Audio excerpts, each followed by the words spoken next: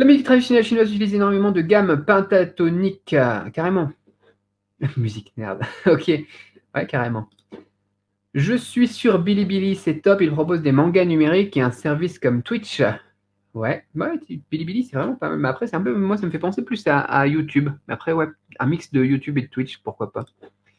Est-ce que tu as déjà visité Taïwan? Si oui, as-tu noté des différences? Alors, on en parle souvent de Taïwan, etc. Moi, j'aime beaucoup Taïwan au niveau de la culture, de la manière dont le truc il est mis, il est fait, qui est très. La culture est sur une base traditionnelle chinoise, mais avec une ambiance un petit peu japonaise, la bouffe aussi, tu vois, et même la vie là-bas, je trouve, c'est un mix entre le sud de la Chine et le Japon, je trouve, au niveau de l'impression que ça donne. C'est un coin vraiment à part, très intéressant. Victoria, still learning français ici. Greetings from Peru. Donc, salutations depuis le Pérou. Eh bien, salut le Pérou, ça fait plaisir. Tiens, on n'a eu personne encore du Pérou. Alors, du coup, si tu apprends le français en regardant mes lives, ça va peut-être être un petit peu compliqué étant donné que je parle relativement vite. Mais pourquoi pas. Ou en replay en diminuant un petit peu la vitesse. Ou sinon, effectivement, si tu arrives à suivre, c'est que tu as déjà un bon niveau, je pense. Je parle le mandarin japonais et autres. Super. Ophélia qui dit yo. Ok. Je le coronavirus. Ça veut dire quoi ça? Qu'est-ce qui se passe? Ouh là là là là, ça fait peur. D'accord. Salut à toi, Ophélia. Je ne sais pas ce que tu essayes de nous dire, mais c'est rigolo. Le chinois, c'est compliqué? Non. Le chinois, c'est pas tellement compliqué, mais c'est difficile. Ce qu'il faut voir, en fait, c'est, à part les caractères, bien évidemment. Donc là, c'est plus un concept français, l'idée entre complexe et difficile. Ce qui est complexe n'est pas forcément difficile, et ce qui est difficile n'est pas forcément complexe. Le chinois reste une langue relativement simple, à mon humble avis. Moi qui ai fait de l'allemand, du russe et du français aussi, en l'occurrence. C'est pas si compliqué que ça vis-à-vis d'autres langues, sauf l'écrit, bien évidemment. Avec un peu de boulot, ça va relativement vite, le chinois, surtout à l'oral. Thiago, pardon, excuse-moi.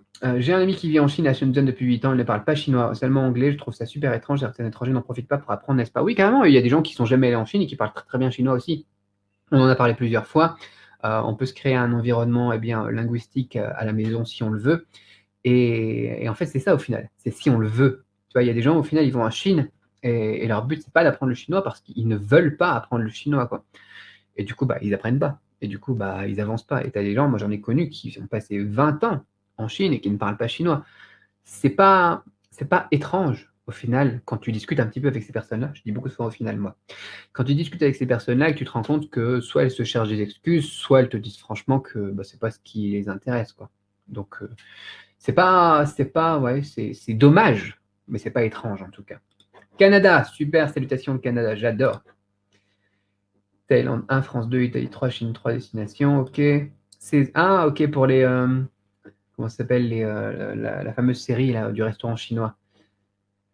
Thaïlande. Ouais, du coup, nous, il s'était passé, bah, on n'était pas loin en plus de cette île thaïlandaise. On était en Thaïlande à ce moment-là, c'est rigolo. Saison 2 faite en France, ouais, c'est ça. Le souci, c'est que l'UE se calque sur les States, mais de moins en moins, enfin, tu regardes par exemple l'Allemagne, mais ils ont plus cette mentalité qui est plus proche des Chinois aussi, plus scientifique, plus analytique, les Allemands. Je pense qu'il y a quelque chose à faire, en tout cas pour l'Allemagne. La France, je ne sais pas si on, si on peut faire quelque chose, en tout cas en ce moment, mais l'Union européenne dans son ensemble, je pense qu'il y a un potentiel et ils ne sont pas dupes non plus, même si le lobbying américain est très présent. Je pense que c'est possible, il faut rester optimiste quand même. Penses-tu que regarder la télévision, les dessins animés vous aident à apprendre le chinois? Oui, alors moi j'ai appris énormément avec les dessins animés, alors après je parlais comme un gamin, mais ça aide. Les séries, et on en a parlé très récemment des séries, et j'en ai remis un extrait vidéo sur ma chaîne aujourd'hui même, je crois. Les séries aident aussi énormément à apprendre le chinois.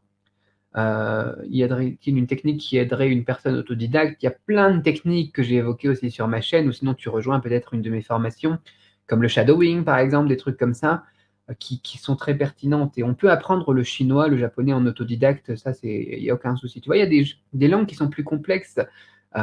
Justement, on revient sur l'idée de complexité, pardon, du français par exemple, du russe, etc., où c'est difficile, je trouve, c'est plus difficile de saisir toutes ces subtilités, toutes ces exceptions à la règle, ce genre de choses, et où l'aide d'un natif peut vraiment nous aider, ou d'un professeur.